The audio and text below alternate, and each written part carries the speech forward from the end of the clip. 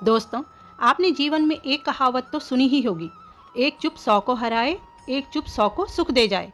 और इसलिए हम कई बार चुप रहते हैं, मौन रह जाते हैं, क्योंकि ये सच भी है कि एक मूर्ख व्यक्ति के सामने मौन रहने से अच्छा उत्तर और कुछ भी नहीं हो सकता।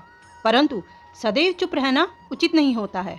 गीता में कहा गया है, जहाँ पाप का बल बढ़ रहा हो, जहाँ छल कपट हो रहा हो, वहाँ पर मौन रहने से अधिक गंभीर अपराध और कुछ नहीं हो सकता।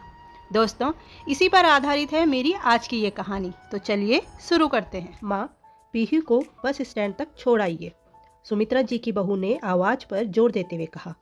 सुमित्रा जी जो पूजा में बैठी थी, उनको अपनी पूजा को आधी छोड़कर ही पीहू को बस स्टैंड तक ले जाना पड़ा। पोती को बस स्टैंड तक छोड़ने के बाद सुमित्रा जी का चाय पीने का बहुत मन हुआ, लेकिन बहू से कुछ भी बोलना बेकार था, तो घुस गई खुद अपने लिए चाय बनाने रसोई में। चाय बनाते वक्त बेबसी में जब आंखें छलक आई तो अपना बीता समय याद आने लगा। जिस रसोई में अपने बेटे और पति कैलाश जी के लिए रोज नए पकवान बनाती थी, आज वहां 2 वक्त की रोटी के लिए तरसना पड़ रहा था। जब तक कैलाश जी थे, घर में सुमित्रा जी रानी बनकर रहा करती थी। कैलाश नाथ जी हमेशा समझाया करते थे, सुमित्रा, यह सीधापन कहीं तुम्हें ही ना ले डूबे। और आज सुमित्रा जी को पति के कहे गए शब्द याद आ रहे थे। बड़े ही धूमधाम से राहुल की शादी रिया से हुई थी। रिया आधुनिक विचारों वाली लड़की थी। दिन चढ़े तक सोना, घर के कामों में हाथ न बटाना। अगर सुमित्रा जी टोक दे तो उल्टा जवाब देकर घर में कोहराम कर देती थी रिया। माँ, मेरे ऊपर पहले से ही ऑफिस का प्रेशर रहता है, आप ही थोड़ा एडजस्ट कर लिया करो। बेटे से कहा तो बेटे ने उल्टा माँ को ही एडजस्ट करने को कह दिया। बेटे के लिए परेशानी न हो, यही सोचकर चुप रह जाती। सुमित्रा जी को रात में दवाई खाने के लिए दूध चाहिए था। बहू दूध तो ले आती, लेकिन पीते ही सुमित्रा जी समझ जाती कि इसमें दूध कम और पानी ज़्यादा है। खाने को तो सुमित्रा जी केवल खिचड़ी खाती, लेकिन अक्सर उसमें नमक ज़्यादा होता तो बहू यह कहकर पल्ला झाड़ देती कि आप खुद ही बना दिया करो अपने लिए खाना। बाहर का कोई आ जाए तो कभी सुमित्रा जी बहू की बुराई नहीं करती, उल्टा सबसे यही कहती कि बहू बहुत अच्छी है मेरी। शायद इसी चीज़ का फ़ायदा रिया उठा रही थी। हद तो तब हो गई जब रिया घर के सारे काम सुमित्रा जी पर छोड़कर बाहर किटी पार्टियों में मसरूफ रहने लगी। बेटा भी कभी कभार पूछने आ जाया करता था। बेटे को केवल बापूजी की पेंशन से मतलब था।